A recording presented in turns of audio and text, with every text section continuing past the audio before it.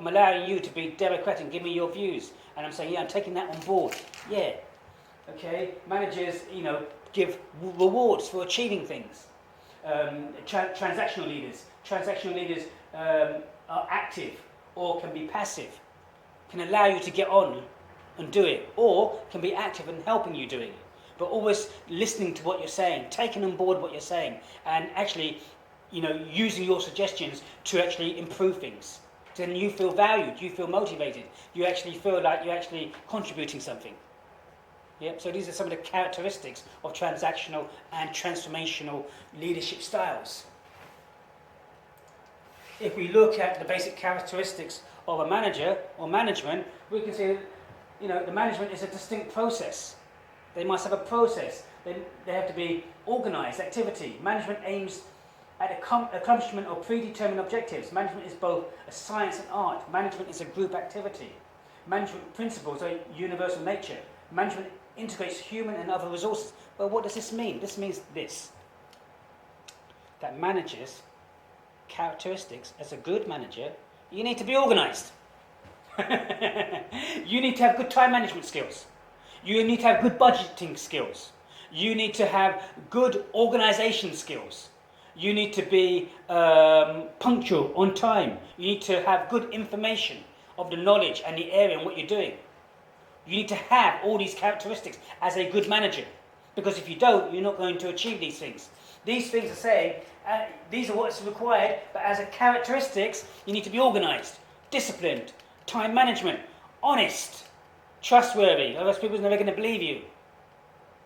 Make sense? What about the characteristics of a leader? Well, a leader is focused on the human being. He needs to have good listening skills.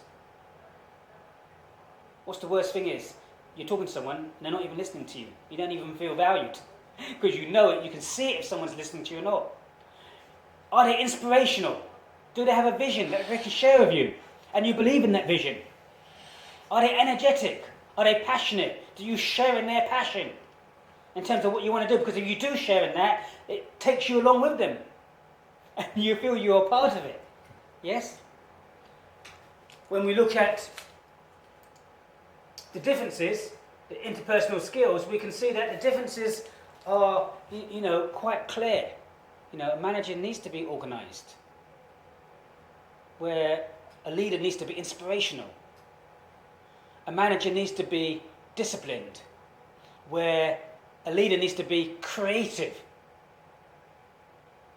A manager needs to be focused on the objective, whereas the leader is focused on the vision, the mission, and different ways to get there. The manager focuses on rules and regulations as a characteristic. The leader doesn't. The leader will often break the rules to achieve the objective.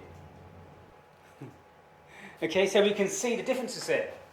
And then, finally, what are we concluding? Well, if you're going to be successful, in fact, you need to be adaptable. I would suggest you need to be a good manager. You need these organizational skills, planning skills, directing skills, controlling skills. But equally, you need to be able to be adaptable to a good leader. You need to have leadership styles that are transactional. And other times, you need to be a transformational leader. You need to adopt management styles such as a democratic style, an autocratic style, a participative style, a laissez-faire style. You need to be adaptable to be successful in life. Not just as a manager or a leader, but in both. And there are many theories, there are path goal theory and so on and so forth, which says that path goal theory says, forget managers and leaders as such, they're important, but what's important first is the task at hand. Then the task at hand determines what type of leadership style you need to adopt, and whether it's transactional, transformational, and the type of motivation you give to employees. Is it democratic, autocratic, participative, laissez-faire? Do you understand? So you need to be adaptable, but maybe you need to take the situation at hand. Okay? Any questions? No question. Have I answered the question? Yeah. Okay. So, I'm going to ask you a question, sir. yes. Can you tell me what made the 2 points, leadership and managerial, Yes. what make them common? What is common as what make them what make them to be? They're both trying to achieve an objective. They both have an objective that they want to achieve. They just go around it in different ways. Yeah? Makes sense? Okay, so thank you today from Mr. Tan. Hope that has helped.